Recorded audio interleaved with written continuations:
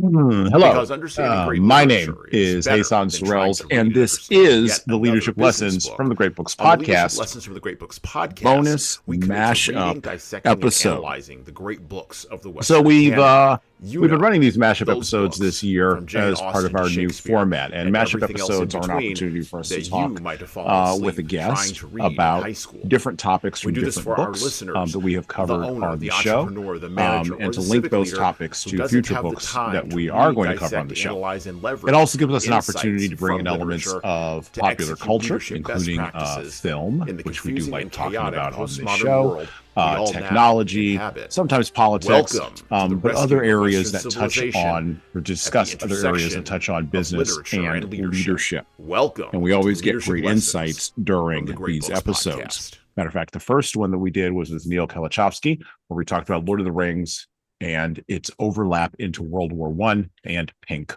Floyd. I would encourage you to go back and listen to that episode. Today on the show, our mashup episode will be pointed towards both the past and the future. We are going to be talking about and laying the foundation for books we are going to be discussing in the next couple of months on the show as we close out a interesting and, dare I say, momentous 25th year. I'm going to say it this way: the 25th year of the 21st century, meaning that there's 75 more years to go in this bad boy before this is all said and done. And unfortunately, tragically for all of you, I will not be around at the end of it, I don't think.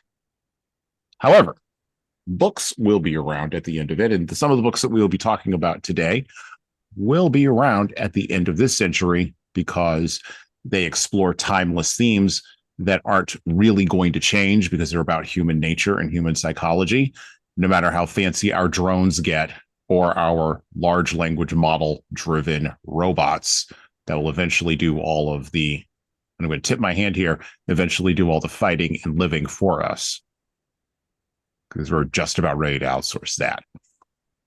And so today on the show, we are joined by my semi-regular guest host, Tom Libby. How you doing today, Tom? After that intro, I think I'm doing just ducky. And it's been a while since Tom has been on the show. Tom did not join us for our sci-fi jaunt, with the exception of not even for the episode around Philip K. Dick. We did none of that. Tom's been out for a while, and so what have you been doing, Tom? So we'll catch up with him for a moment here. What have you been doing this summer? Have you been just living your best life? I mean, yeah, I've been constantly thinking or wondering why I haven't been on the show. Hey, son, that has been my summer thinking, did I say something so controversial that the audience just didn't want me back? Or like something? I understand. Look, I understand it's been a K-pop Demon Hunters driven summer for you. I understand Yeah. you've been all over that, and it's been a big film summer. Superman came out. I mean, I know you really enjoyed that movie with the dog. And The dog was the best character in the movie. And that wasn't even a real character because the whole thing was CGI'd. and and I know you've been busy, with whatever it is you do around your house. I Yes. believe one conversation I had, you were on your way to doing some yard maintenance because of a dog. I know that Yeah. you're doing some of that, and yeah, I mean, I don't know what else. What else are you doing this summer? One huge benefit to this year. I'll just Mhm. tell you. So in years past, I have a decent sized piece of property, and I've always tried to have a garden that we could actually eat food out of. I'm not trying to be a homesteader or anything weird like that. I just want to grow a couple of vegetables and say that I, grew what I ate on my plate, so to speak. And in the past years, I'd get maybe a zucchini, maybe a tomato or two. This year, I don't know what the hell I did differently, but my garden literally exploded. I think I was eating zucchini at least twice a week for like a month and a half. I've got about 18 squash out there that I don't know if I'll ever be able to eat all of it. They're gigantic, probably twice the size of my head. I've got tomatoes. I'm gonna throw away more tomatoes than I can eat. I can promise you that. I don't know what the hell was different in the garden this year, but all of a sudden it just exploded with vegetables. So that was definitely an interesting part of the summer for me. That's good because look, my garden, and I am one of those wackadoo people trying to be a homesteader out here in the great fruited plain of the middle of America. My garden did not do so well. No. So maybe all of the growth went to you. That would be just about correct. Yeah. Again, I don't know what I did. I do know that I spent I actually, now that I think of it out loud, I probably should say I spent a much longer period of time this spring getting the garden ready, like Okay. quote unquote getting the garden ready. So I tilled the soil and then I fertilized it and then I tilled it again and fertilized it. And I didn't do that before. I just kind of threw some fertilizer on the top and planted some seeds and so said, "What the hell? Let's see what happens." The other thing I did differently, I guess I did do a lot more differently than I expect than I really gave it credit for, because I also have a indoor greenhouse that my family bought me for Christmas last year. Okay. It's basically you put it in your basement, you plug it in, and it's got the UV lights, and it's got this whole it's a greenhouse effect. So Yeah. I had all these little seed starters. I bought these little seed starters, and I planted a ton of seeds in the greenhouse early, like in beginning of April. And I don't know if anybody knows we talk about where I'm from a lot on the show, but being up in the New England area, you can't plant in April. Like there's Yeah. nothing No. grow in April. So Yeah. but planting them inside in April and then transplanting them outside in the end of May, they were already starting to Hmm. grow. They were already had significant growth before I even put them in the ground. So that again, thinking now that I'm thinking it out loud, because I'm just thinking, oh my God, I don't know what the hell happened. The garden just exploded this year. Now thinking like actually saying it out loud, I realized Yeah. I actually did that. so, I had somehow some by influence. accident. I had some influence over that. Well, and it's interesting because my wife can't. So we tried starters, and my wife has gone off and on depending upon which season we're in with gardening. And over the last 5 years, I think she's gotten one good year out of starters, and the rest of it's just been a massive frustration. And she winds up throwing them all away and cursing, and then just like, and like that's the I end of think that. I think the difference is people who try the starters and like again, you get starter seed kits and you just throw them in your on your kitchen counter until they start sprouting out and then you Yep. transplant them. Yep. The difference with the greenhouse is you can actually let them establish a root system, like, and actually Hmm. get a little significance under their belt before you actually pull them out and transplant. The other thing that I did, again, so your food for thought for your wife, the starter kits that I bought were not plastic. I bought starter kits actually compressed manure. So it was actually Oh, the okay. actual containers. All you do is you just rip the bottom off and put the whole Hmm. thing in the ground. So Oh, you don't okay. have to actually pull the plant out of a starter Right. pod and put it. You And don't have put to it in do the. that. Right. You just Okay. literally put the whole thing in there because the actual container is made out of manure. So it Okay. just biodegrades right into the ground and it's also a fertilizer. So there you go. 3 times. I didn't even think of that. 3 times now I fertilized. Now that I start saying this out loud, Jesan, it's actually no wonder that No it wonder. outgrew. Like I have a squash plant out there. I swear to God, it looks like the Little Shop of Horrors. I'm expecting it to eat somebody at any given point because the thing is so gigantic. My wife saw that. She was like, "Is it yelling, 'Feed me, Seymour' yet?" Like yelling. Is it yelling? Actually, it's actually right behind you right now. You might want to Yeah, you might want to right. look That out. green spot, that green blotch right there. Yeah, yeah, yeah. Anyway, It's the squash. Okay, no, that's good. It sounds like your gardening adventures. And it's what I look. I'm a big fan of anything, particularly if you live in a more urbanized area rather than a rural area. I'm a big fan of growing your own food and of growing your own or raising a plant of some sort. Because I think there's something not only I think I know there's something primal involved in that. But also it's our food systems are all screwed up and have been for many, many years. Um, and our food distribution systems are all screwed up and have been for many, many years. And I'm not going to go down the road of whether or not that's a conspiracy. I'll leave that for other folks to do. I will merely say that you probably would have had, not probably, people before the 1950s, health-wise, had better outcomes. And it took, us eating 50 years or 60 years of processed food to get to the point where we are right now. Everything from lower testosterone in people's diets to apparently there's a whole thing that I have found out about relatively recently about how much plastic apparently people are eating.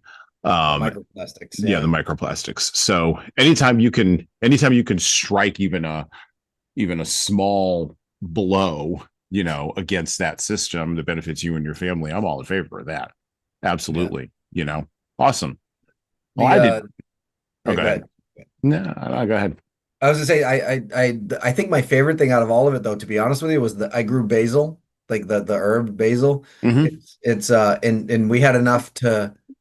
I mean, I think we ate caprese like it had to have been a dozen times this this fall. Well, like the end of summer so far, Mm-hmm. because we That's take awesome.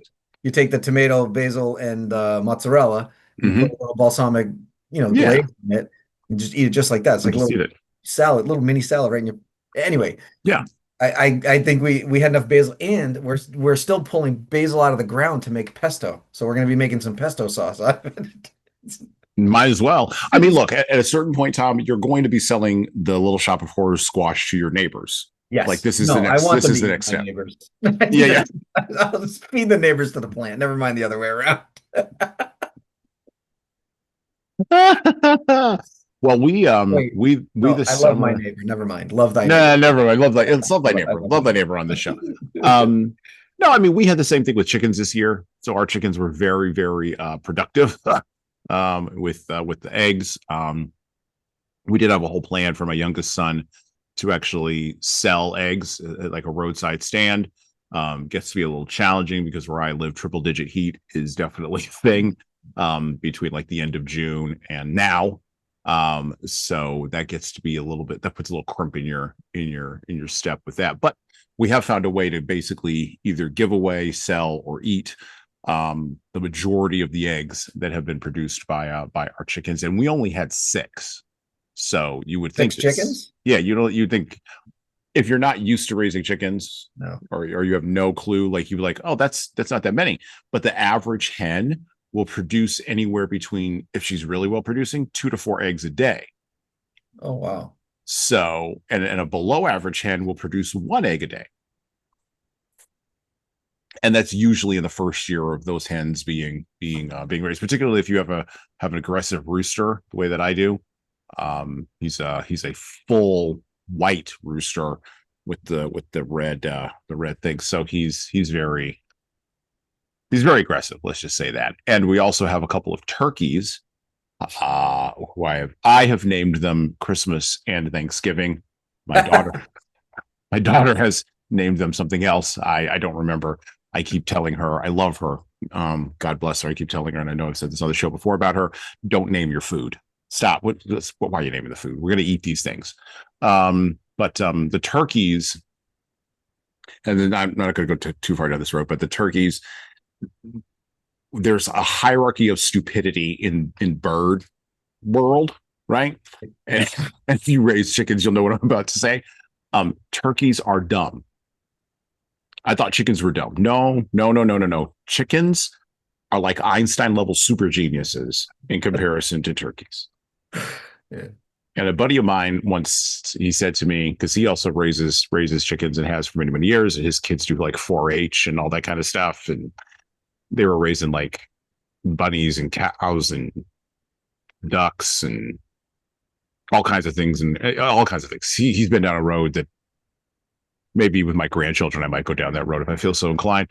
But he was saying to me that, yeah, if the chickens were smarter, they wouldn't be as delicious because we wouldn't be able to catch them.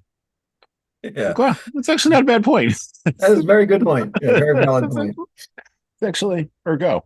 But I did that this summer, and then we had what did we have? We had home reno projects, because when you go on vacation, you come back and things are broken, for lack of a better term. You must fix them, and you must spend thousands of dollars to do so. So, or spend tens of thousands of dollars and have somebody else fix them for you. That is correct. That is correct. So, because you're better at earning the tens of thousands of dollars than you are at the fixing of the exactly. So Yes. that's the space that we wound up around with that. And so yeah, that was the summer. I think at a national level, summer was, with the exception of a few things, this summer was remarkably quiet at a national level, which I like. It's probably because this was not an election year for any national elections, so there weren't any national sort of shenanigans. One thing I will bring up on the show, and I did a shorts episode about this last week, so I did talk about Charlie Kirk and the assassination of Charlie Kirk. I think as a podcaster, it's worthwhile to talk about, regardless of the man's politics or what you may have thought of what he may have said or how he set up his life. A couple of things I will say, actually 3 things I will say. Number one, and this is the biggest thing that I said in my shorts episode, and I'll repeat it here with Tom. We have been here before as a country. We've always had political violence. That's not anything new. And this is also why, not to make a joke of it, but Dave Chappelle makes a very good point in one of his stand-ups years ago. He said, the framers of the Constitution understood something about the First Amendment. Government can't stop you from saying what you want. Government can't stop you. But other people can. And so you're going to need the Second Amendment. You're going to need a gun. And I'm not saying that Charlie Kirk could have shot back or any of that kind of stuff. That's not what I'm saying. And even he understood that, apparently, from the way he lived his life. And because 2 things can be true at once, we're going to have those sort of engagements in our culture, because people do get upset about words. People do. And they don't know how to control either they don't know how to control their thinking, they don't know how to respond, or they're emotionally driven, right? And when the amygdala kicks in, when the fear centers kick in, people behave in all kinds of ways that, we're trying to tap down, but they still exist in human nature, which ties into some of the things we're going to talk about with some of the books that are upcoming. So that's the main thing, my main point on Charlie Kirk.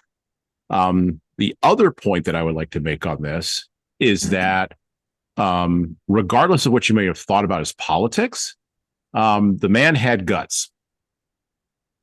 Period. Full stop. He had guts. Now, did he have the guts to, or the courage, such as it were, to maybe argue or debate people who were maybe at a higher intellectual level than him, who were not on college campuses? No, but he understood something fundamental about the way the college system works in the United States that almost no one on the political left or the political right, which is why, by the way, there's been no imitators of him. This is very important. And even on the left, when political left in this country, when imitators do try to come out of the woodwork, doesn't work, because the hothouse of academia is the last sort of pressure cooker for people's ideas. And future leaders of America, whether we like it or not, right, left, and center, come out of that pressure cooker. We've spent a lot of time in the last 60 years pushing people, and we can argue about the right or wrongness of this, but pushing people into the college system. And when you push people into the college system, what did you expect to have happen? Now, he went there because that's where, in our country, ideas about progressivism or anarchy or fascism or communism or socialism or libertarianism and libertinism are all fully played out among a hothouse of people and a pressure cooker of people who, quite frankly, lack a fully, and I'm being biological about this, lack a fully formed prefrontal cortex. Yeah. And so, of course, he was going to go there. He played the game. And that's also why I don't think you're going to fill that hole anytime soon. Nobody else is going to fill that hole, either right or left, in this country. I just don't think it's going to happen. that's probably the only thing that you said that I might disagree with, because the whole next man up syndrome is just runs rampant, right? So It does. maybe somebody's not going to fill his spot exactly, and maybe the time frame is like, maybe we could debate time frame, whether it's in the next 6 months or next 6 years or whatever. I don't know. But Yeah. the fact of the matter is, there's going to be another Charlie Kirk come around the corner, whether it's tomorrow, 6 months from now, I don't know. Again, we can debate the time frame, but Mhm. that's the way all of this works. There's a next man up syndrome in every environment that we're talking about. So I do think that's probably the only thing that you said that I don't necessarily disagree with, because the other thing's like, I was going to say, your statement about the whole college environment, it's literally like throwing gasoline on a wood fire. Oh yeah. Right? It's literally it's that volatile when it comes to Mhm. ideologies, ideas, and things, because to your point, they have no idea what life is about yet. They have None. no inkling of how what somebody who's 50 that says you don't understand the trials and tribulations of a black man is Mhm. different than an 18-year-old. Because quite honestly, you're right. You don't know I don't care what color your skin is. You You have no don't. idea. You're 18. You haven't gone through trials and tribulations up. You have no idea what trials and tribulations are. So like, Well, and if you watch some of and yes, look, um, Charlie was an editor of Instagram and he yeah, was a user of social media. And that's one of those, when people complain about him or use that as a critique against him, here's what I say to them. Here's my response. You're hating the player and not the game. right. The Yes. game of Instagram is the game he played. And if you don't like the game, you can either play it better than he did, or you can go play a different game. Right. Right. Just go play a different game, right? Right. That's like complaining that Michael Jordan was good at dunking when dunking's critical to basketball. Yeah. Shut up. Just Yeah. go work on 3-pointers then. I don't know. Whatever. Go Hey, figure it go out. become Steph Curry. Good, right. Exactly. Yeah, exactly. Yeah, go. I'm not complaining about Steph Curry. I don't really like an outside game. It's not as exciting to me, but you know what? Hey, that's the game. Whatever. It is what it And, is. and and again, And Charlie Kirk was the same way. Did he edit his Instagram videos? Yes, he did. Did he open the mic for people and ask them to come up? And did they? Yes, he did. Is he going to edit that to show the most outrageous things? Yes. And did those people say those outrageous things? Yes. So what's your point exactly? Yeah. And again, to your point, whether you agree with him or not, whether you agree with his politics or not, is not the relevant point of his death. Like, I'm sorry, but his death was No, completely, and again, I don't care what side of the coin you fall on, it but doesn't. his death No, was unnecessary. Like, correct. there was no reason for that. There was no, there was, you can't, to your point, it's that whole the primalness of emotion that comes out when people just, it's just the switch flips. And what are you going to do to stop it? Like, the only you and somebody like him who is bold enough to stand out on that stage, again, right, left, or center. I don't care who you are, and I don't care but if you're bold enough to stand out there and stand for what you believe in, then you're going to take that risk. You have to know going into it, you're taking that risk. Now, that's the one thing I fault him for, is I don't believe he felt his life was at risk ever, because quote unquote they're just words. I really believe he felt that way, that you can debate with people, and as long as you keep it civil, as long as you debate people in a debatable fashion, then everything should be fine. And that's where I think he got it wrong, because at some Mm. point you are going to piss off somebody enough that they're going to take a more drastic measure and than just a debate.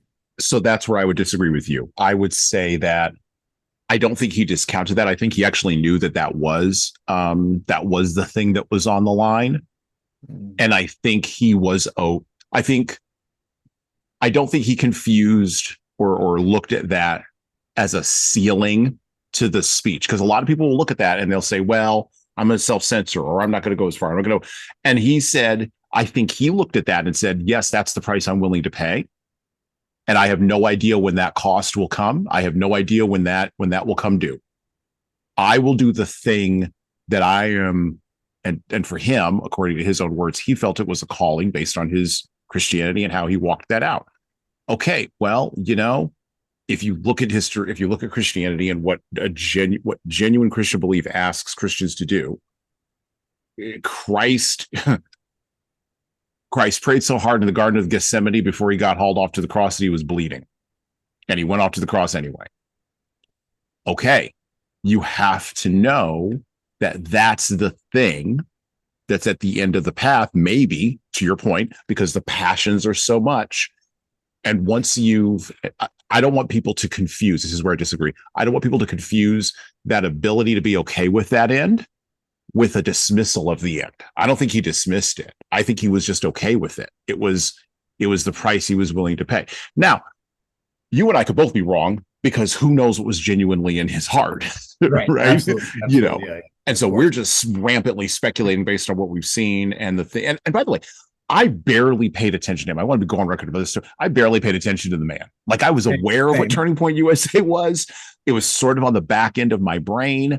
I knew that I didn't even know his name until he died. Put it that way. Right. I knew and I knew his name only because I pay attention to politics, and I know that during Trump's run in 2024, in the summer of 2024, there had been some chatter among Republican donors that Turning Point USA, who the Trump administration had given a lot of money to, was having trouble signing up college-age men to come out and get out and vote. And there was some grumbling from older folks, to your point about the 50-year-old, some older folks in Republican donor circles. There was some chatter among them about, why are we spending all this money on this kid, Charlie? Like, what's he going to deliver to us? And so they were having a real problem. And I vaguely remember hearing him having to go to like some donors and, calm them down and da-da-da-da-da. And this is all part of the game he played, And again, anybody on the left or the right, not everybody, people who are political on the left and right do this kind of stuff all the time. Okay. This is less about the particular, less about the particular party or the particular position you're playing, and more about the fact of the game itself. And so that's where I had heard about him. And I kind of had a vague idea of who he was then. And I kind of glanced a little bit at Turning Point USA, but I'm not in college. I didn't know. And so it was only after his death, when things started popping up more and more and more, I was like, oh, this is what he was doing. Oh, I see the game he was sort of playing. Now, I will say this, my 20-year-old daughter knew precisely who he was.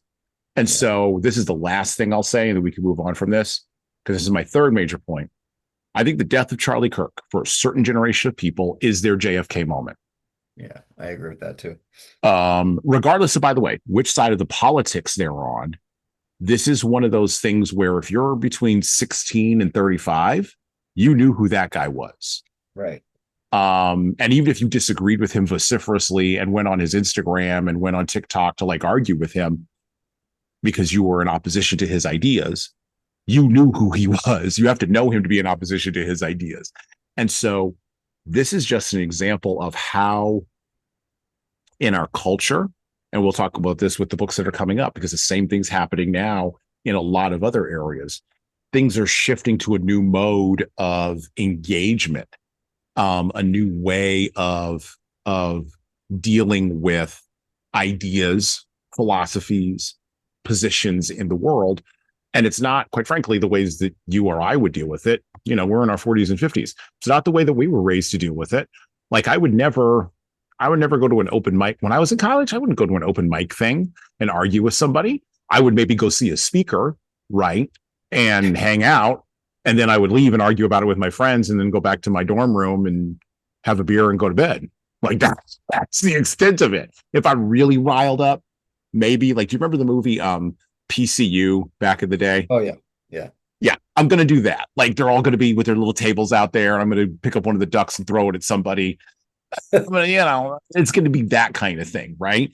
But this generation of 20-year-olds, 16 to 35-year-olds, it's a totally different engagement because of how the phones work. And again, Charlie understood that. He was 31. He was right in there with them. And he used the medium that he was offered. And the door is open to anybody who has a phone and an Instagram account. You could do the exact same thing. Yeah. Left or right, you could do the exact same thing. Agreed. So, and starting a nonprofit when you're 18, a political nonprofit when you're 18. Don't tell me this kid didn't have some vision of like, oh, this might not work out well in the end. Well, again, I'm okay. So I'm just to clarify what I'm saying here. Sure. I'm not suggesting he wasn't willing to make sacrifices or that he assumed everything was going to be hunky dory, like, or that he was, no. I'm saying he didn't expect to get shot like that. Like, that's Sure. what I was getting. Yes. Like, Yeah. I was talking about the actual action behind Okay. it. I thought he was very well prepared for all of the roller coasters of life, the ups and downs. He could have got canceled, all that other stuff that we talk about, the cancel culture, all that, whatever. I think he was ready for that. He was willing to sacrifice his own name even for his principle. What I'm talking about, he did not expect to be sitting on a stage like that and some, Yeah. I'm sorry, again, whether you agree with his politics or not, some coward to just shoot him Right. out of nowhere. That's Right. cowardice to me. That's somebody who who doesn't have the intelligence level to go debate him, who doesn't Right. have the political acumen to stand against him. They don't have the moral compass to fight against him on an equal playing field, so they revert to violence and they just shoot him. I think Right. that's what I was getting at. That like, Yeah. again, I think he was ready for all of those other things. He Yeah. was ready. He was ready for the cancel culture. He was ready for his ideologies to tip the other way even. I saw a few things for him where he backed off of some of his ideologies because Mhm. somebody, again, to his credit, somebody made a valid point that challenged his intellect, and he Mhm. was able to say, I got you. That makes sense. Let me whatever. Like, so I Mhm. think he was okay with some of those circumstances that came at him. He wasn't ready for a gun, is all I was saying. No. That's all I was saying. That Yeah. he wasn't ready for that. Yeah. I don't think any, and I don't think any of them are, by the way. I don't think JFK was. I don't think MLK was. I don't think Malcolm X was. I don't think any of those people that sat on that vocal platform, were they willing to die for what they believed in? Sure. Were they expecting to? No. I think as long as there is verbal and debate, as long as the debates are peaceful debates, you should not expect that to be a viable outcome. Is all I was getting at. Well, that ties into what I said at the beginning. My main point about free speech. Yeah. The government can't stop you, and we don't want the government engaged in a process of force or fraud or whatever, leveraging power either in front of the scenes or behind the scenes. We don't want government involved in that. Somebody should let the FCC know that. Yeah. Well, Jimmy Kimmel is a little bit of a different thing, but I agree. I do agree in No, principle. I don't care Absolutely, about that's the Jimmy Kimmel principle. either. I don't care about Jimmy Kimmel either. I'm just saying that's Well, and here's what I think about the Jimmy Kimmel thing. Just as a side note on this, I was telling somebody who I was talking to about this. I said, "Listen, here's what I suspect. I think Jimmy Kimmel wanted out of his ABC contract. I think he did it on purpose. very possible. Listen, I have this debate in my house all the time because they're saying Jimmy Kimmel, the First Amendment, blah blah blah, and I said, listen, the First Amendment does not apply to No, your employer. no, it does not. If your employer says don't say that and you say that, you get fired. And Right. again, whether you agree with Jimmy Kimmel or not, again, I don't give a crap. I don't care what his politics were. I don't care if he loves Trump, hates Trump. I don't care if he's left or right. Doesn't matter. It does not matter. You are employed by a company. The company gives you a directive. You ignore the directive, you get fired. It happens to anybody who works for someplace. Like, it doesn't matter. Bill Maher was talking about this on his show Real Time 24 years ago. Apparently, to the day, ABC also canceled Politically Incorrect for something that Maher said Right.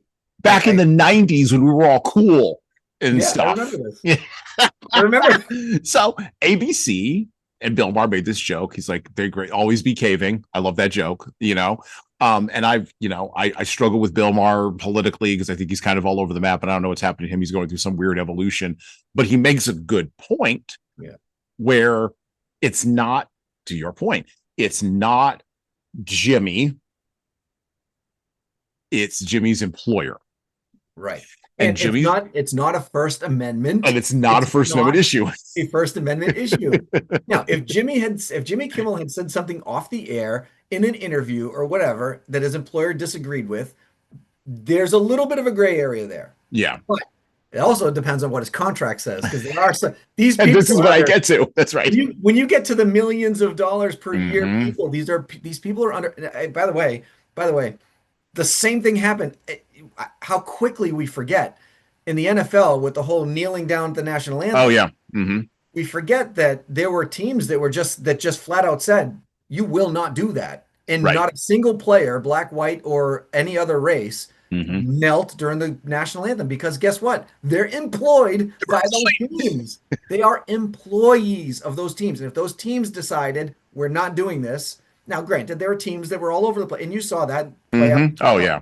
Some NFL owners were okay with it, some weren't, some said don't do this, and players responded in a different way. And I won't bring up any particulars because we don't have time for that, because we'll be here all day. But but they all handled it in different ways. This is the same thing. It's identical. Yep. If the employer gives you a directive and you ignore it, you get fired. That is the simple thing. Now, if Jimmy Kimmel feels like he was terminated, which, by the way, you haven't heard anything from him yet. No, you haven't. Which is Kimmel, why I say it was on purpose. That's why I think it was on purpose. Exactly. Because if Jimmy, trust me when I tell you, with somebody who has that kind of money and that kind of clout and that kind of recognizability and all those things, if he felt he was terminated wrongfully, there would be a wrongful termination lawsuit already on the table. Yep. That would have happened immediately. So the fact that he didn't tells you something else is at play here. I'm like, come on, guys, stop reacting to every snippet of information you see on the internet. Come on, use the brain that's sitting inside your head. There's a lot of folds in that brain for a reason. Jimmy couldn't figure out how to get out of his contract. Jimmy wanted to jump high. Jimmy wants to do a podcast, or maybe wants to do a Substack. Jimmy wants all the money and doesn't want to have to share it with ABC. Whatever. Jimmy wants to go work for CNN. I don't know. Whatever. Whoever. Right? Maybe Jimmy's in negotiation. This would be ironic. Maybe Jimmy's in negotiation to go on HBO against Bill Maher. That would be hilarious. Hilarious. By the way, another very, very vocal person, John Oliver. Again, like him or not, love him or hate him, agree with his politics or not, irrelevant, because John Oliver flat out said, if HBO wants to fire me, let them. I have enough following, I have enough backing. I'll just spin up a YouTube channel and I'll get all those viewers back anyway. And he flat out said it. He goes, let them fire. I don't care. I'm going to say what I want to say and let them fire me. And what did HBO do? They went, we're just going to let him do what he wants to do. Right. Because HBO is owned by Warner Brothers, and Zaslav over there has bigger problems than John Oliver. Right. This is how this goes. And so, and at the end of the day, here's the thing. The other thing I said to the person when I said, this is probably an on purpose thing, not a just an utterance out of the sky. Out of all of these, so now Stephen Colbert is going to wave the free speech flag around. Jimmy Kimmel eventually, because people are venal in Hollywood, going to wave the free speech flag around. And they're both going to get hired, and they're both going to get feted and vetted on podcasts that have more listenership than this one. Fine, go ahead, play the game, whatever. Out of all of them, and honestly, I don't even know who watches late night shows. This is the most conversation anybody's had about Jimmy Kimmel in years.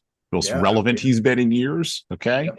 I don't watch late night shows. I think they're all garbage. I'd rather watch Alfred Hitchcock Presents reruns on Prime Video and go to sleep, which is what I do. But the winner out of all of this is actually not the FCC. It's not Donald Trump, and it's not Jimmy Kimmel. The winner out of all of this nonsense is Jimmy Fallon. Oh, God, yes. The most milquetoast, unobjectionable, not to make it about race, and white man on television right now. Softball questions, lowballing it, and hanging out. And just he has mastered the art of saying nothing offensive at all ever, which is the same lesson, by the way, that Jimmy Kimmel should have learned from Jay Leno, but didn't. And that Jay Leno learned from Johnny Carson and allowed him to have a 30-year career. Jimmy Fallon's going to have a 15 more year career. He's going to be on for easily, because he's inoffensive. He understands something about late night that I wish all these morons understood like 10 years ago when Trump came down the escalator and blew everybody's brains out, apparently, in the mainstream media. And that's a terrible way to frame that with what we just talked about with Charlie Kirk. That's a terrible way to say that. I retract that. Blew everybody's paradigm. There we go. Away. That's a better way to say that. Because when Trump came down the escalator, everybody in the media lost their mind for some reason. And I'm still not clear why. But Jimmy Fallon didn't. Because here's what Jimmy Fallon understands. Regular people just want you to shut up and dance. Yes. Yeah. Yeah. Just shut up and dance. That's the entire game. Did you see Jimmy? Speaking of which, did you? So I actually do. I watched none of them except Jimmy Fallon, partly because I think, honest to God, I think he's the only one that's actually funny. Okay, like, I think the rest of the guys, when they like their jokes are they just don't hit the same. I think Jimmy Fallon does the best job, and I think it's because specifically they have his stint on Saturday Night Live. Yeah, like because of his that ability to read the room, so to speak, right? Correct. Right. Yeah. Right. So, and I know Saturday Night Live throws some real feces at the wall. So I mean, I'm not suggesting that Saturday Night Live is the best at this. I'm just saying that I think that seeing what he saw at Saturday Night Live, going through what he saw, and now being able to his monologue after Jimmy Kimmel got fired was some of the funniest garbage on TV that I've seen in a long time. I don't know if you saw it, but you should go back and look. I did not know. You can find it on YouTube and stuff like that, because to your point, and I don't know if I hope, and I hope this, and because you brought the race into it by saying, I did. I hope that anybody in any race or color or creed in Jimmy Fallon's situation would do the same thing. I would hope. Oh yeah, I would hope. Right? Because I mean, think of like guys like Steve Harvey, Bernie Mac. If they had a late night show, I think they would be similar to Jimmy Fallon. Especially like Steve Harvey, I think would be better than Bernie Mac. But I think Ron Fuchs from Parks and Recreation. He was on Parks and Rec. Yes. I think the black guy from Parks and Rec. I follow his stuff on Instagram because he's freaking hilarious. Right? And one of the things he says about. And he stays out of politics. He's like, I don't like talking about things that I don't understand. Yeah. Anyway, so Jimmy Fallon, let me get back to this last time. Go back and watch it because it's hilarious. It's hilarious because Jimmy Fallon says flat out, he's like, Jimmy Kimmel gets fired for talking about Trump. Not me, not here. I'm going to talk about Trump just like I always do. And he goes, we're going to start with his trip over to England. And he goes, did you see how there's a voiceover that comes over and says, looks dashingly in his suit, and Jimmy Fallon's in the background going, he goes, and then when he met with so-and-so, did you see how his skin tone was so, and it comes over nature-like, and he's freaking out. It's hilarious. And I'm like, to your point, I don't care what color he is. He's brilliant in the fact that he's gonna make you know and understand that he is making fun of the situation without saying anything. Exactly. Without saying anything that's going to get him fired, get him canceled, get him terminated, and I'm telling you, if Donald Trump decides to go after Fallon because of what he thinks and says, it's not going to work. People will push back on that because they'll be like, what are you talking about? Jimmy didn't say that. Or Jimmy didn't talk like that. He didn't word it that way. He didn't say it that way. He wasn't political about it. Like Jimmy Fallon is the Johnny Carson of this generation for sure. So we've talked. Maybe you and I haven't talked about this on the show. Maybe we'll talk about it on the show with another guest, Libby Unger, probably. She's big on free speech. She's my free speech person. She's big on this, right? And one of the points that I've made with Libby, matter of fact, I think we were talking about Shakespeare. It might have been one of our Shakespeare episodes. It wasn't King Lear. It was another episode. Doesn't matter. Point is, in Shakespeare, the idea of the court jester is huge, right? Yes. And throughout Western culture, throughout Western leadership, right? There's an idea that I think a lot of modern leaders, just to drag this back to leadership now that we're like 45 minutes in, it's to drag this back to leadership. Well, we had to cover current events. So, there's this idea embedded in Western leadership that doesn't get explored nearly enough, that the king, the leader, such as it were, of position or title, has to be able to handle the court jester.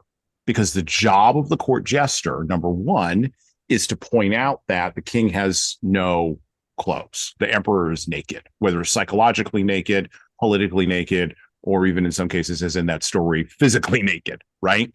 The job of the court jester is to keep the king grounded, because everybody else around the king is a bunch of yes men. Even the king's wife, even the queen is a yes woman, right? Because everyone wants to suck up to power. The people that, and by the way, the king that understands that the role of the court jester is important demands only one thing from the court jester. And this is what I think Jimmy Fallon gets. And this is why Trump will never have a problem with him. This is what Dave Chappelle gets. And this is increasingly, I already brought up Bill Maher. Bill Maher started to get this too. It's about time. Yeah, I know, right? It's only took him a little while. Well, slow learners, the slowest boat eventually gets to shore, eventually. But the king wants the court jester to be clever. That's the only demand the leader makes of the jester. Just be clever. Don't be stupid. Right. You can't simply point out that you're unintelligent. You have to make it seem like you're challenged in ways that it's not obvious that you're dumb, right? You're unintelligent. You're not intelligent. That's right. I agree. And that's why the other thing too is like, that's why I think we still have roasts, right? Like, like the roast of Tom Brady or the roast of so-and-so. Like, because Alec Baldwin was the one I saw the other day. When the day comes that you take yourself so seriously that you cannot find humor in your own actions, that's when that will be the demise of the human race, honestly, in my opinion. Because I'm sorry, if it doesn't matter, you cannot tell me your life is so serious that there's no room for laughter. Right. You can't tell me that you're so good at your job, you're infallible. They can't find a single hole in anything that you do that they can poke fun at. Because if they do, then it's just a lie. Like, because that's where you get the balance of power faulting, right? So when you think that you're so perfect that anything somebody says against you is a flat out lie, that's a problem, because nobody is perfect. Nobody. Sorry. Hate to tell you, folks, but there's nobody that is perfect. That's by design, by the way. Like, we're not perfect by design, because how else are you supposed to learn, grow, like develop your own, your own personalities and your own legacy. You cannot build a legacy if you're infallible. Like, it doesn't. Not only can you not build a legacy if you're infallible, there's two sides to this, right? So there's the side of the king. The king has to know that he's infallible and that there's problems. And I'm sorry, ladies, it's usually a he. I'm just using he as a general he, right? Even the queen needs to be able to be mocked by the court jester sometimes, which we won't even get into that. But let's be real. Queen Elizabeth, that just recently. Oh passed, yeah. An exceptional sense of humor. She did. She did. She took the position seriously, but not herself seriously. Yes, exactly right. Exactly. And that's a distinction with a difference. And so we tend to focus on the leader because the leader has the power in that clearly has the power in that situation. But that's why the First Amendment is important, because the other side of that coin is the jester. The jester, there's a responsibility for the jester to actually be intelligent. And this means, I'm going to make a moral claim here. This means the more intelligent you are, the less malicious you should probably be, because you probably think through what you're going to actually say. Yeah. And maliciousness with no intelligence is going to make the leader, to the point about Donald Trump that you just made, is going to make the leader irritable. And you keep being malicious without intelligence, then the leader is going to be like, I'm going to cut your head off, which is why in that bit, Donald Trump's never going to come after Jimmy Fallon because it's clever. He probably laughed at that himself at 11 o'clock at night. He's like, that's actually really good. I've actually heard worse than that from Barron. So Come for me. It's fine. And that's the sort of attitude you have to have. But when it wanders into maliciousness, and we don't have strong laws because of the way a First Amendment works here against slander or defamation. We don't really have strong laws against that.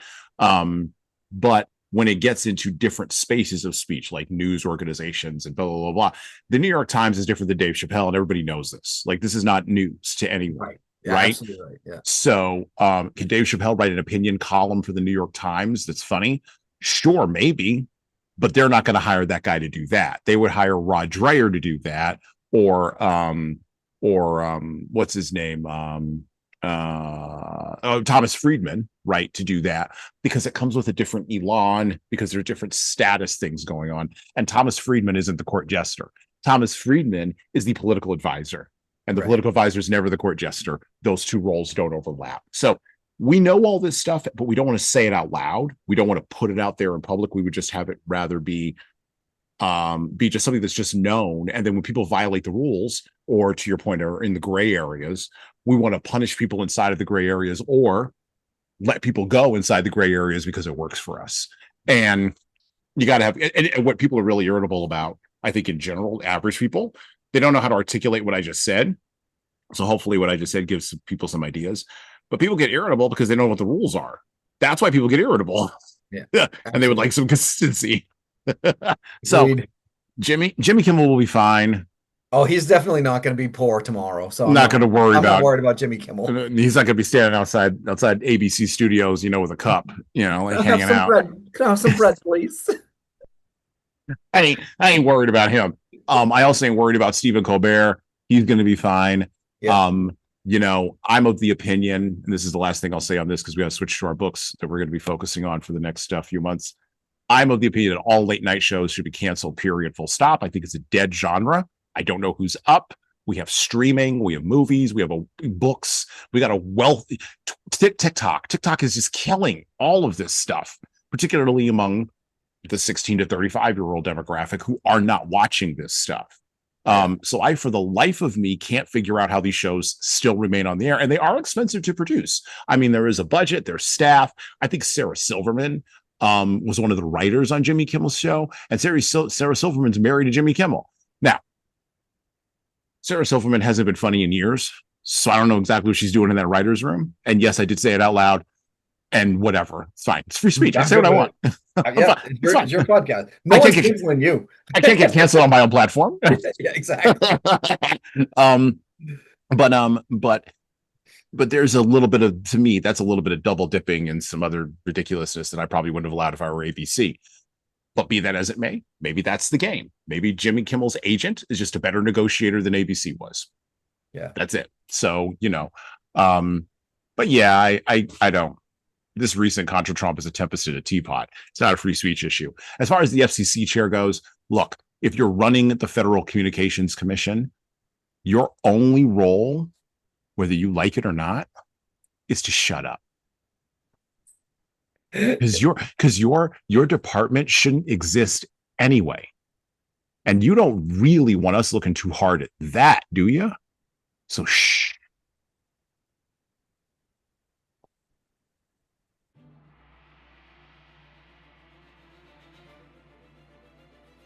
Hello.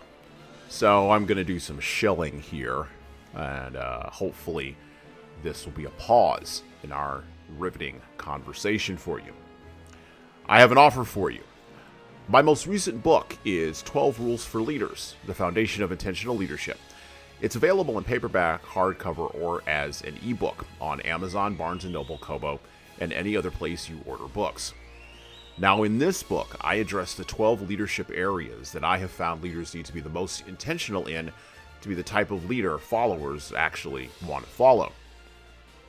From establishing a foundation of leading teams through managing conflict effectively, all the way through leading teams through change, knowing what to do and why to do it can help readers, like the ones listening to this show, become better leaders.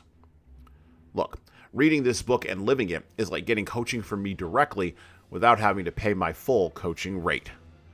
head on over to leadershiptoolbox.us. That's leadershiptoolbox.us, and scroll down the homepage and click on the Buy Now button to purchase in hardcover, paperback, and Kindle format on Amazon 12 Rules for Leaders, the foundation for intentional leadership. And that's it for me. Now back to the show.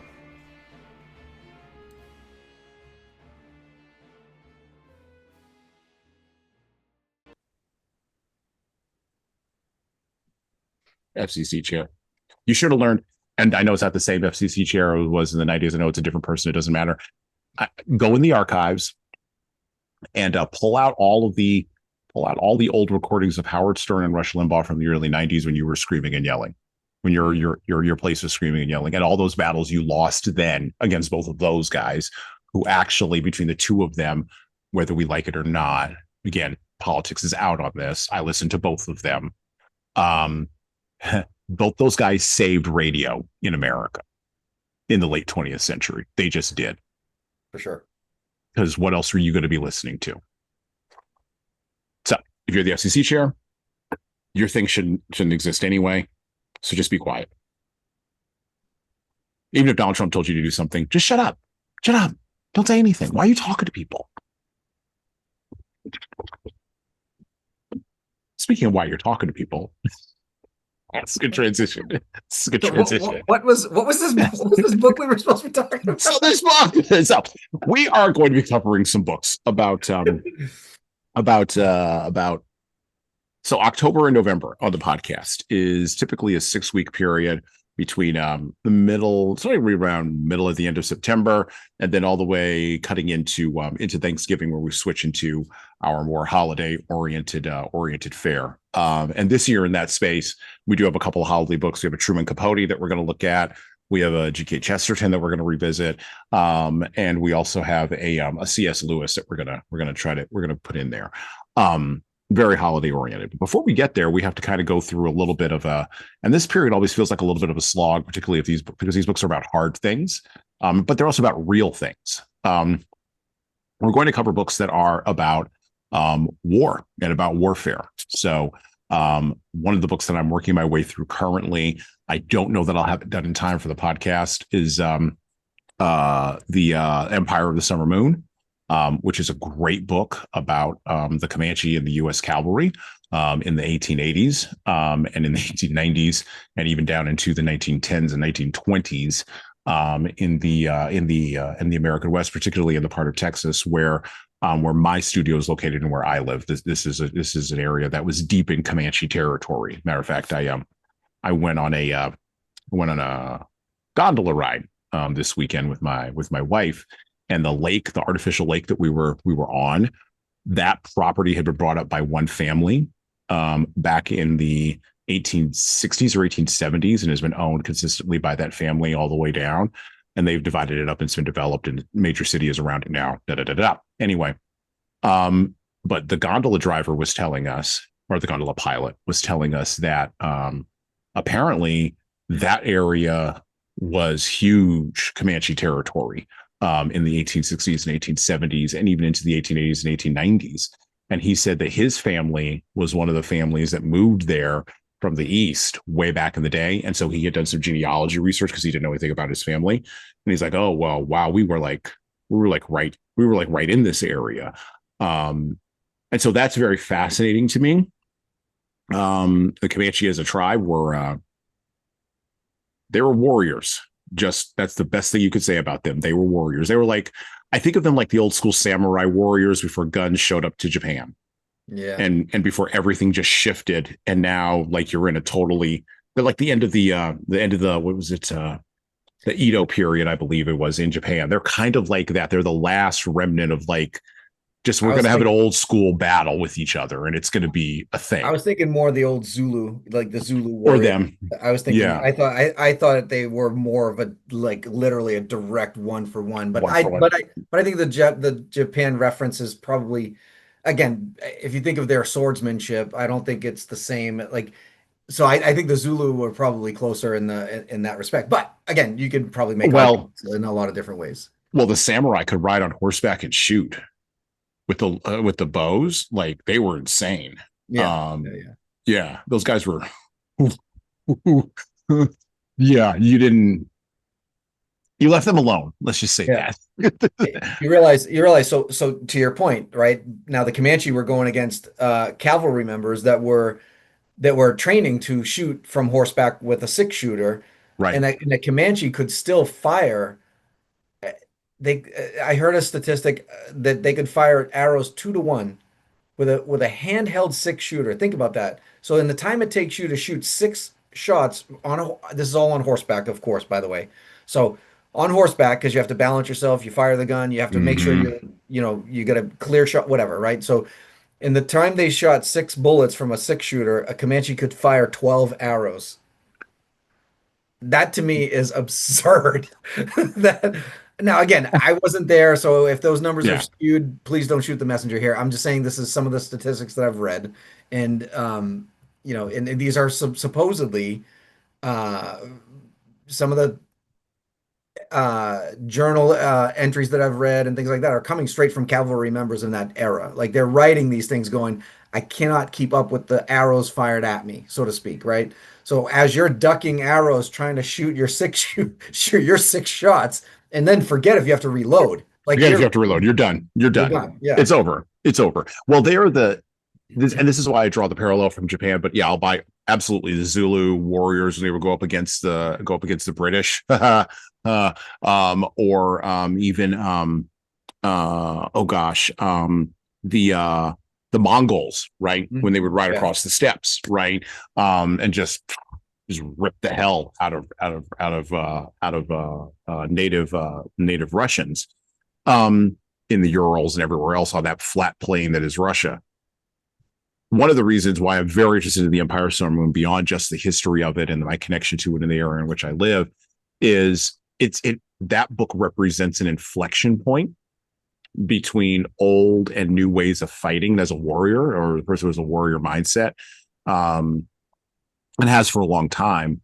That inflection point is fascinating to me because just like with World War One, it's a space where old things are ending and new things are coming in, but there's a arbitrage there where learning can happen, and sometimes the arbitrage lasts, like in the case of World War One, the arbitrage lasts for 4 years and then it's over, the door closes, right?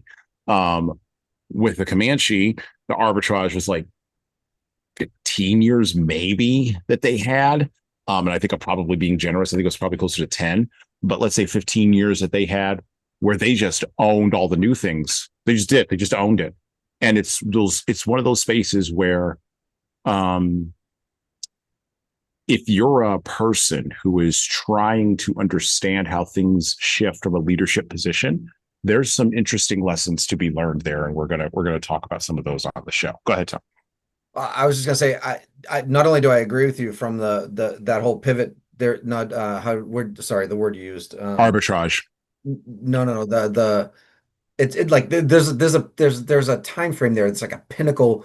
There you Yeah. can see things shifting from side to side a lot. One of them that nobody talks about extensively that I've found through some research and stuff that I think is one of the more glaring opportunities for us to learn from is Mm-hmm. how they treated captives.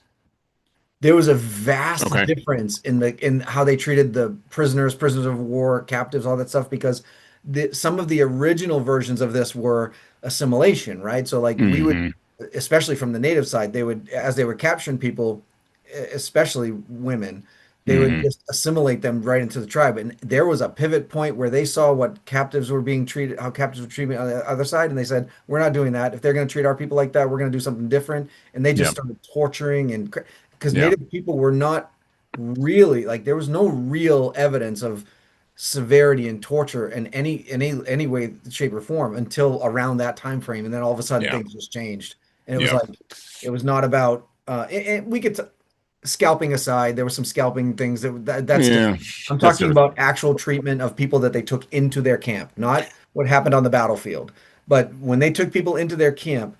I mean, everybody, no, not everybody. I mean, probably 2/3 of the planet has seen Dances with Wolves, and there's a particular character in there, the white woman in the Lakota camp, that eventually is treated as a Lakota woman. Like that's just Hmm. the way and that was very typical. But to your point, I think that that area, that time frame and that area of the country showed a lot of changes in the way that things happen in the interactions. And I don't think a lot of emphasis is put on it. I don't think enough Yeah. emphasis is put on that shift, that shift in mindset of how the prisoner of war was going to be treated. Well, and it's interesting because so we're also going to cover. I actually double ordered this book. I didn't remember that I had it, and so I ordered a second copy. And then I was like, "Oh wait, I already have this book on my shelf. What am I, an idiot?" But the Earth is all that lasts, right? This is about it sort of goes along with Empire of the Silver Moon because it's about things that are happening at this exact same time, but in the northern plains, right? Yeah. Between Crazy Horse, which I don't really like that name, but okay, that's what we're gonna use. And again, the US cavalry, right? Trying to, as I said before, navigate the arbitrage, right, of things that are happening. And you can see, and there's this will sort of not round out, but this will sort of give three legs to the stool that we already had that we started off with, burying my heart at Wounded Knee, right? And I'm not saying this covers all obviously opinions or ideas, it's just not possible, right? But it's three examples of, to your point about shifting torture, shifting psychological things that we can see happening, or psychological approaches to how we deal with human behavior that we can even see happening in our own time. We're in the middle of a weird shift between, and this is relevant to the Charlie Kirk assassination, but it's also relevant to the thing we were talking about with Jimmy Fallon, or not Jimmy Fallon, but Jimmy Kimmel as well. We're at a weird inflection point moment right now where old things are passing away in leadership, in not in human nature, because that's eternal, but in leadership and in how behavior manifests and where the whack-a-mole pops up, and then the reactions that people have to that. So the reactions that people have to an argument online are radically different than the reactions that people had to an argument, to my point about when I was in college, to an argument offered by a speaker from a dais, 30 years ago. We're at an inflection point, and warfare, war is the father of us all. Heraclitus said that 33,000 years ago. And to a certain degree, he was correct. It's where the point gets to be the sharpest. And that's what we're going to talk a lot about, coming up this year, because when all the laughing is done and like we've all decided, okay, this is the shooting that we're going to do, and you're armed and I'm armed, and now we're going to do the thing. A lot of the dross gets stripped away. A lot of the nonsense gets stripped away. And now we're super hyper focused on, for better or worse, we're super hyper focused on what is the thing that we need to do in order to accomplish the goal that we've set out to accomplish, whatever that is. And you see it in the wars between the U.S. cavalry and the Native American tribes in the West, in America, and we'll see it in those two books. You also see it in a book that I'm currently working through, which we're going to cover, called War by Sebastian Junger. This is a book about the battles in the Colonial Valley in Afghanistan in 2002, 2003, 2004. And that's fascinating to me because the 10th Mountain Division, which is the elite division of mountain fighters that the U.S. military had, the most elite division of mountain fighters that the U.S. military has produced, could not subdue the Afghan Taliban in the Korangal Valley. And the guys that they sent in there after them in 2002 and 2003 and 2004 had a ridiculous level of casualties just trying to hold a corner of a mountain. And I don't really know what to do with all that, because I personally know people who went to Afghanistan. And it's interesting. So in the early 21st century, we had Afghanistan, we had Iraq. And guys who went to Iraq, they get a lot of play and a lot of coverage, and there's a lot of yapping, particularly in online spaces, if you know where to look. But Afghanistan is real quiet. It's like the difference between Vietnam and Korea. We don't talk a lot about the Korean War, just like we don't talk a lot about what happened in Afghanistan. We particularly don't talk a lot about it now in light of our evacuation of Afghanistan during the Biden administration, which I personally, as a person who has had veterans in my family, I found that to be shameful. Absolutely. I'll go on record and say that. A major superpower you don't leave a country like that. And we already did it once in Vietnam. I would have thought we would have learned our lesson, but apparently not. So, at this point, I'm not sure how many times I've said this on this podcast, but I know I've said it several times that the more things change, the more things stay the same. The more they say the same. That's right. That's right. I don't. It is at some point. At some point, I feel like we have. I don't. I still have no idea how we have not learned lessons throughout history to not repeat the same mistakes, but we can continuously do. And I don't. I've never understood this because quite because quite on a smaller scale, it does actually work, by the way. So, and I'll give you an example. I have 5 children, as I've mentioned again several times on this podcast. My youngest child of 5. I have 4 sons and a daughter. My youngest child of 5 almost never got in trouble. Like from an outside perspective looking in, she would look like the golden child or like the perfect kid or whatever classification you want to give her. But that is not the truth.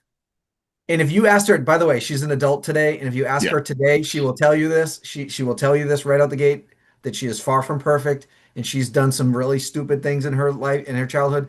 But she was a good observer of what the other 4 kids got in trouble for and what they got away with. She learned by watching them and didn't do the same stuff. Like, she just didn't do it. Like, so again, was she perfect? No, of course not. Did she get like reprimanded here and there about some, and most times, to be honest with you, it was her mouth that got her in trouble more than anything. It wasn't her physical, like my boys would they would do the stupidest, godforsaken garbage stuff, jumping off things, destroying one of my sheds and one of my tool sheds got destroyed because one of my sons thought it would be funny to do something that I'm not going to read. Yeah. Don't give anybody any ideas. I'm not going to put it on the record here. I'm not going to give anybody else ideas. But my daughter saw the trouble that he got into, and was like, "Okay, note to self: don't do that. Don't do that." Like she was just a really good observer of forward-facing history, meaning like, right. She's seeing people get in trouble for things. I know now not to do those things. Yeah. But on a global scale, we can't do this. Like, it's fascinating to me that we continue to repeat the same mistakes over and over and over again. So one of the things, and we'll cover this book as well, The First World War by John Keegan, right? This is probably the best book ever written about the history of the First World War. And Keegan opens with this line, which, I mean, I've said it before on the podcast in a different kind of context, but it is a great line, right? Going directly to what you're talking about. And then we'll talk about B.H. Liddell Hart and why we don't learn from history. But John Keegan opens The First World War with this: the First World War was a tragic and unnecessary conflict. Unnecessary because the train of events that led to its outbreak might have been broken at any point during the 5 weeks of crisis that preceded the first clash of arms, had prudence or common goodwill found a voice. Tragic because the consequences of the first clash ended the lives of 10 million human beings, tortured the emotional lives of millions more, destroyed the benevolent and optimistic culture of the European continent, and left, when the guns at last fell silent 4 years later, a legacy of political rancor and racial hatred so intense that no explanation of the causes of the Second World War can stand without reference to those roots. We go down the road of tragic and unnecessary conflict, and even John Keegan brings this up later on in the first couple of chapters of the First World War, and it goes directly to what you're talking about, Tom. We go down this road, and this is one of the other areas that I want to talk about, because of generals and politicians and their desire for the protection of honor and prestige and status. This is why we go down these roads. And if we want people who will learn from history and who will look at the mistakes and say, we're not doing that again. We need to pick leaders, and we can do that. No matter what you may say about the election process in the United States, we can still do that, unlike other places. We need to pick leaders, and we need to raise up leaders who actually can lay aside hurt feelings and hubris and arrogance and pride and say, no, you know what? We're not going to do that again. That's the only way that works. That's the only way it works. And by the way, this doesn't start with the presidency or with the Congress. It starts with your freaking school board. That's where it starts. You don't want to have any more major wars. You don't want to have a useless and tragic and unnecessary loss of human life. Pick better people to be on your local school board. In America, that's how it works. Now, other places, it's going to be different. You're going to have different problems. I can't solve for authoritarian or aristocratic or theocratic. You all got different kinds of problems. You got different picking system. But here in this backyard, people come from leaders come from somewhere. They don't just pop out of the woodwork. Yeah. And they're trained somewhere, and they're educated somewhere, and they rise through the ranks somewhere. And Keegan talks about all of this in the First World War. Another person who talks about this is a person who served in the First World War and was a historian of the First World War, and then was promptly ignored on the run up to the Second World War. A guy Let me named, show you my shocked face. Let me show you my shocked face. Oh, yeah. And then wrote a book in the 1960s with the appropriate title and yellow cover, Why Don't We Learn from History? By B.H. Liddell Hart. We're going to start off with that. Now, one of the interesting things that Liddell Hart points out in his book, and I've sort of looked at this as I've been reading it. And I love what he writes in his introduction here. You'll love this, Tom. He'll become your spirit animal here in a little bit, just based on this. Man seems to come into this world with an unalterable belief that he knows best and that he can make others think as he does by force. How else do we explain why leading men in government madly propose the use of nuclear weapons against the people of another nation because of a trade dispute? Nations delight in having a militaristic leader represent them and thrive on enforcing their will on lesser powers with a righteous view to the glory and plunder that will follow victory.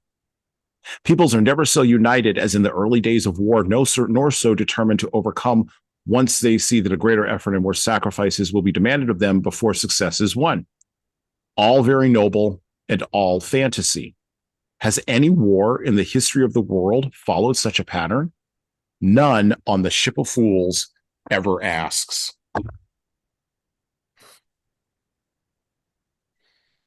And he blames the historian. He thinks it's the historian's job to be the person on the Ship of Fools who looks around at all the other fools and goes, "Shut up, this is history."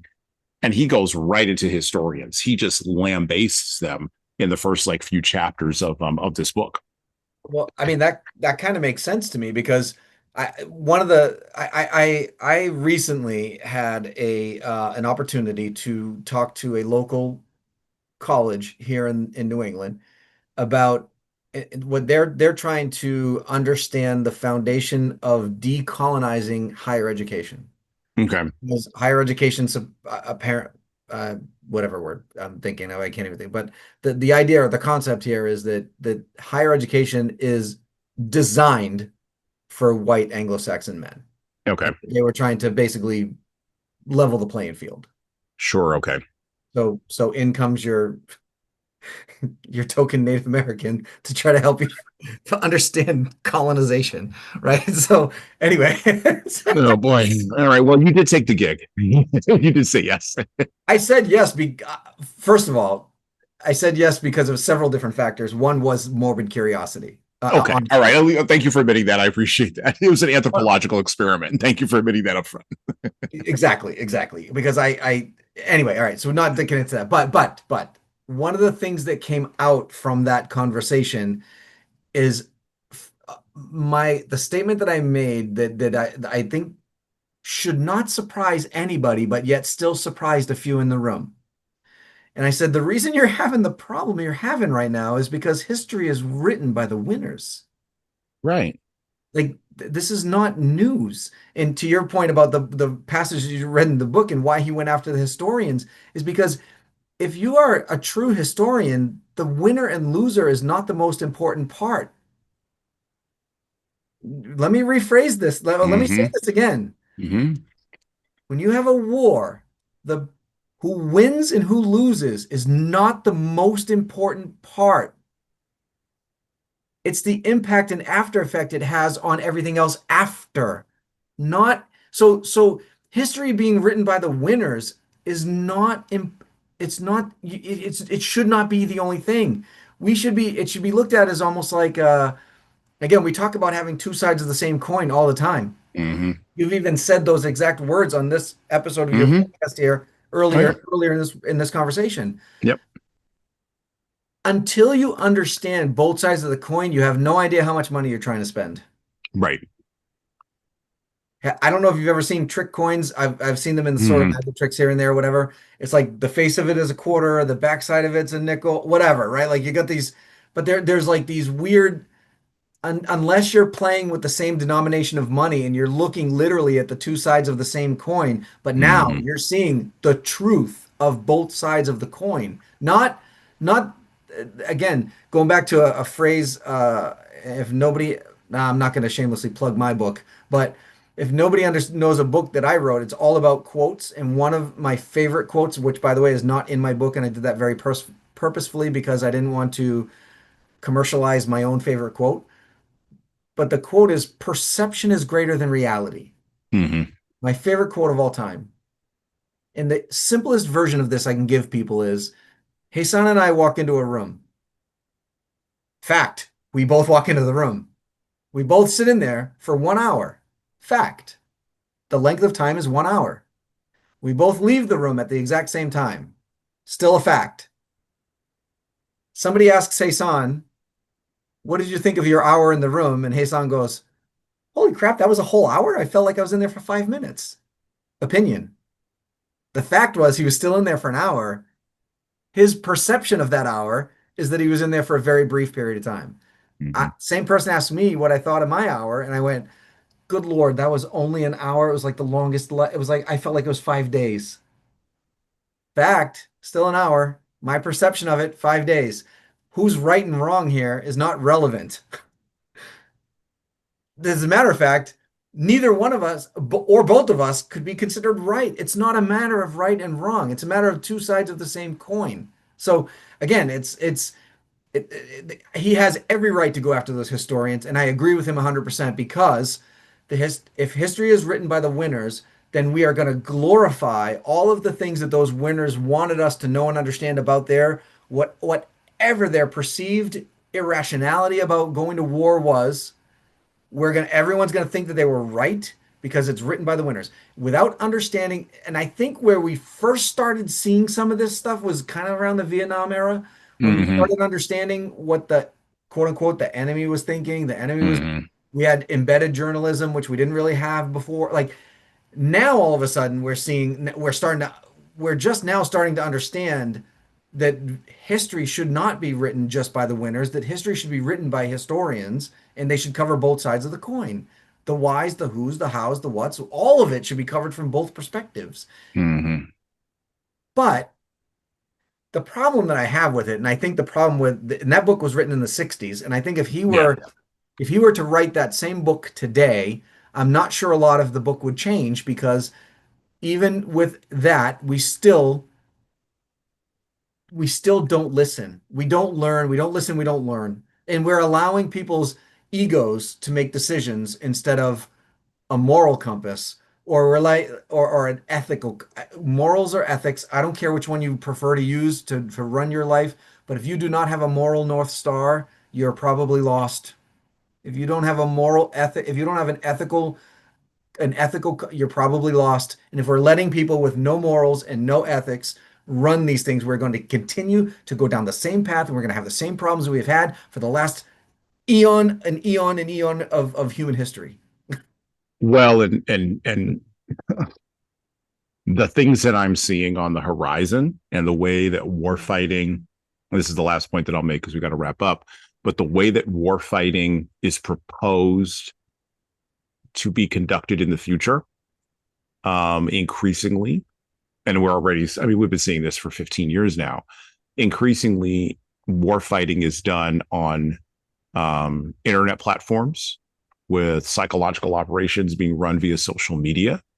Most of the things that you see in your social media feeds, depending upon which platform or which company you're on, are psychological propaganda designed to soften a populace, whether that populace is in the United States or someplace else, into accepting defeat, because it's easier to psychologically soften a populace and then go in and destroy the material than it is to go in and destroy the material and then try to win hearts and minds. By the way, that's one of the lessons for Vietnam, right? The other thing that we are going to be seeing coming up here very shortly, again, if warfighting projections and execution of warfighting is correct from those same ego-driven generals who are writing white papers right now about what will happen in the next 25 years. In the next 25 years, we will have, for lack of a better term, robotic soldiers, not robot soldiers, but robotic soldiers that will either be in a support role for human beings, that may eventually, over the long course of the next 75 years of this century, take over the fighting on both sides. And if you don't need a human being to stand a post or stop another human being from surprising you or invading you, and I'm not saying that human beings will be completely taken out of warfare. I'm not that delusional. It's not going to happen in 75 years. But if the F-35 is being flown by an LLM, and the next generation fighters, they're not going to need a human pilot, or the human pilot will be in tandem with the machine, right? And then eventually the human pilot, and this is what the Air Force wants to do, totally taken out. So you'll have $1 billion plane dropping ordnance, dropping bombs on positions that will be manned by, think about this, $1 billion robots. And when we've outsourced our warfighting to machines, now I'll be the first person to put my hand up, and hopefully my relatives will 75 years from now. And, the fourth generation down of Jesan, who I will never meet. Hopefully they will be critical thinkers enough. Hopefully that gene will be passed along far enough down the line where someone among my folks will put their hand up and will say, if we're just destroying stuff and calling it a war, what's the point? Because we're subduing a populace via psyops and via psychological manipulation, and then we're just going to destroy their material. To what end? Are we going to move new people into that space? Because that's traditionally what you do in a war. You clear out the old, you move in the new. That's traditionally what happens, right? So if we don't need human soldiers to kill people and break things, we just want to subdue a populace and then destroy their material. What's the point? Why are we doing this? I'll ask a very lawyer question. This is the lawyer friend of ours on another project that we're involved in would love this. Cui bono? Who benefits? What's the point? And this is sort of what I'm seeing, because the move towards having machines fight our wars, we're already starting to see this with drone fighting happening in Russia, between Russia and the Ukraine, with literally off-the-shelf drones, just like destroying air bases. Like, that's insane to me. But this is happening because this is the continued evolution, that arbitrage thing I was talking about, between the ending of an old way of fighting, and the beginning of a new way of fighting. But I think at the bottom of it, because I don't think we're going to get rid of war, unfortunately, I think at the bottom of it, even if it's not human bodies showing up to do the war fighting, the human psychology will still be informing the war fighting, even if it is done with machines. But who knows? I could be wrong. Maybe we'll all go back to sticks and stones at some point. I don't know. I was thinking if we go back to one representative. Like, you have a tournament of I like that. Yes. Everybody sends one fighter. Just one fighter. Everyone sends one fighter. last man standing wins, like, whatever, like Yeah, Kumite style, right? Like yeah, it's fine. Like Street Fighter, exactly. Like Street Street Fighter. Fighter, yeah. Yeah, whatever. Yeah, I just mean, yeah. Send I somebody. don't. And by the way, we'll have a massive fight in the United States because we're a multi-ethnic, multiracial society about who should represent us. We will have a massive fight about that, but eventually we'll pick one person. And they can go. And then all the rest of us can go back to, I don't know, eating grapes or having strawberries fed to us while we lounge in a field somewhere. I also think so. Again, the more things change, the more things stays the same kind of philosophy here, right? To like, what are we fighting? What exactly are we warring over at this point? Not that I would say I understand, but at least you can, if you look at like, if you look at like the early part of the last millennia, right? Like if you look at the Mm-hmm. middle 14, somewhere between the 1100s and the 1800s, like look at that Mm-hmm. time frame. People like they were trying to take over lands to better their own people, right? So like, all right, we're gonna go where we found a country that has a lot of gold. We're gonna try to take over that country so that we can better our own people. We're gonna take over that gold. We found land that's really fertile. We're gonna take over that. We're gonna fight to take over that country so we can feed our own people. Like we're gonna grow more crops, et cetera, right?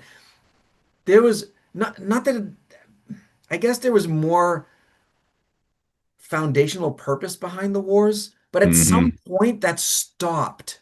Like that stopped. And I credit, I definitely credit technology for that part, right? Like Mm-hmm. we now are seeing TikToks and Facebook posts and whatever from people all over the world. We were able to humanize each other through social media in that sense, where now when like the population again, you go back to the Vietnam, Mm-hmm. one of the differences between Vietnam and Afghanistan is the population didn't need those embedded journalists to tell us what was going on. We Right. saw it. We saw it live on TikTok. Right now, what's going on in Gaza and the Mm-hmm. Palestinian, we don't need journalists to tell us. We're getting video streams straight from the people. So we're Right. humanizing what's going on in this warfare that we're talking about. And we can visually see how it's hurting whatever side of the coin, or hurting or helping whichever side of the coin you sit on. And I'm trying to be really political here, but the point that I'm making is at some point you have to stop and think, well, what are we fighting? What are we bombing over? Like is Mm-hmm. Russia really going to try to is the whole point really just to make Ukraine an extension of Russia? Why does that matter anymore? Like I don't need like there's so little like fighting over territory is ridiculous. And to your point of a few minutes ago, it is 100% ego driven. Like there's Mm-hmm. no other reason for us to Mm-hmm. fight over territory like that. Mm-hmm. However, that will no longer exist once that fighting over territory is not Earth and we start moving to, you know, Yeah. planetary, colonization, because then it's Mm-hmm. just going to be another form of colonization, and we're going to fight each other up there, and then it'll go back to, but we want this area because it's fertile. Yeah. Because it's We fertile want ground. this area because it has mineral rich elements to it, and we're going to fight over that. But again, but we won't. We would not have learned over the fight here that we don't need to do that. Well, let me give you some hope, right? Sure, I would So love some because I don't have much. here's some hope on this. So we read in our science fiction run through. We read the Martian Chronicles. We read Stranger in a Strange Land, and those two books struck me deeply because the point that Bradbury makes in the Martian Chronicles, to your point, Bradbury does anticipate in the Martian Chronicles, if you go and read that book, that to your point, human beings will just take all their old problems and go to Mars, right? And they'll have a new space to work out old problems in an old container. And yet, the twist that he gives it is this: Mars changes you more than you think you change Mars. It's hubris, and human arrogance has a ceiling, and the ceiling might be Mars Interesting. itself I wonder. So, oh, this is as an an interesting. entity. Yeah, this is an interesting philosophy because think about it, right? So, like, okay, back in those colonial days, France and England at war. France Hmm. and England send colonies out to the Americas. Hmm. The distance between the motherland and the colonies starts to weaken the aggression of each other, meaning like, all right, hey son, you're French, I'm English. We're gonna trade anyway. We just won't tell anybody because it benefits us as individual people, as human beings. So the theory that you're talking about actually kind of makes sense. The distance apart and the time it takes for communications to travel and all that stuff, you don't have the luxury on Mars to fight with your neighbor because your survival depends on your neighbor, and they don't give a crap if it's a different country or a different race or a different whatever or a different ethnicity. You're gonna fight to survive over the fight of the motherland, so to speak. Not only that, I kind of like this idea. I hope you're right. and this was the idea that Robert Heinlein brought up as Stranger in a Strange Land. So, which is why Stranger in a Strange Land to me is a natural sequel to Martian Chronicles. Okay. So, in Stranger in a Strange Land, human beings go to Mars. To your point, they bring all the old container things with them. They don't make it. It's only like 6 people, something like that, 8 people. They don't make it, but a baby is produced. The baby is raised on Mars. A second expedition goes up 20 years after a nuclear war. And when they show up, they want to bring the man from Mars back home to Earth, except Earth is not his home. Yeah. Right. And he winds up changing the Earth more than the Earth changes him. Interesting. This is the dirty little secret of what this is the hope. See, I said this on the episode with Martian Chronicles. I'm less concerned about aliens coming here and us changing, us overthrowing religion or overthrowing societal structures, or we find out that aliens have been visiting us for 10,000. I'm less worried about that. I think we could handle it, honestly. I think probably at least 50% of the populace believes that something's come here anyway, and it's been here for a while, and they would be fine. I think Gene Roddenberry's got us plenty Yeah. to that. Yeah. Nobody, I'm not worried about that. I think half the populace would accept it, at least in our country. Half the populace would accept it. The other half would be trying to get away. Actually, they'd be trying to be begging, queuing up to be taken away. And then all the rest of us would just be sitting around going, well, all right. I don't know. Here we are. Yeah, here we are. I got to go put gas in my car. I got bigger problems. You going to fix the gas in my car? You're not? Okay, fine. Going to be a longer last. You guys do you. I got to go food. Yeah, you're gonna fix the climate. You're not gonna do any of that. Yeah, you're just gonna walk around. I don't care. I got bigger problems. I think exactly. Like nah. But I'm less worried about that, and I am more worried. And again, I said this on the show. I am more worried about how those places, when we go there, how our neighborhood changes us. And we know for a fact. I'll frame it this way. Mars may be dead from our perspective, right? Jupiter may be a gas giant from our perspective with nothing going on in it, right? But that doesn't mean that those places won't have a deep, and yes, I'm going to start with a spiritual impact, an emotional impact, and a psychological impact that we are not ready for and that we will not know how to handle. So, will that maybe push us backward and cause us to regress to some, like at the beginning of 2001 A Space Odyssey, monkeys throwing bones in an obelisk? Sure, maybe, but it may also, to go back to 2001 A Space Odyssey, cause us all to revert to being a baby and starting evolution all over again with a different kind of mind, right? The baby trapped in the obelisk, right? Which was Dave, basically.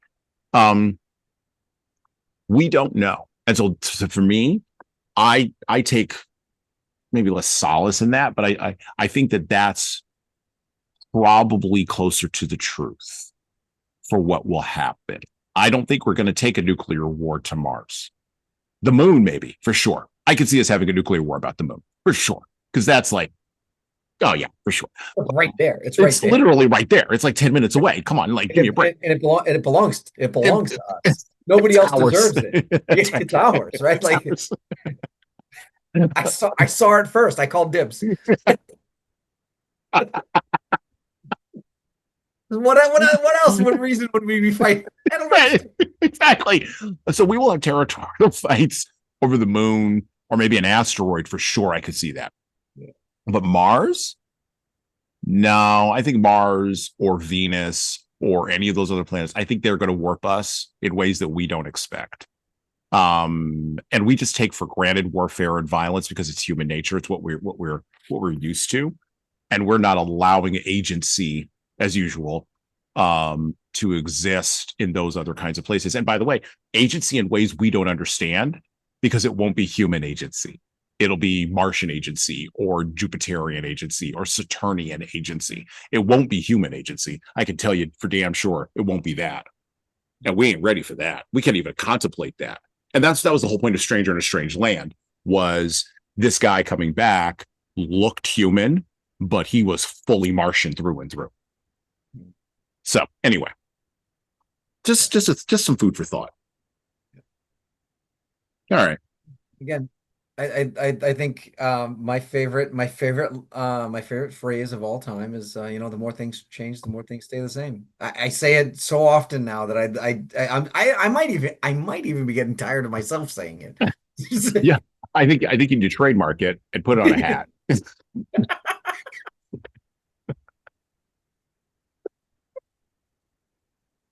I'll make the hat half red and half blue. I think you got to sell the hell out of it because to sell is human. Sell the hell out of that hat. The sell is human. I agree. All right. Well, with that, this is a great episode. Thank you for coming by, Tom, and I look forward to having further development of these conversations around these books over the next couple months. And with that, we're out. Thank you for listening to the Leadership Lessons from the Great Books podcast today.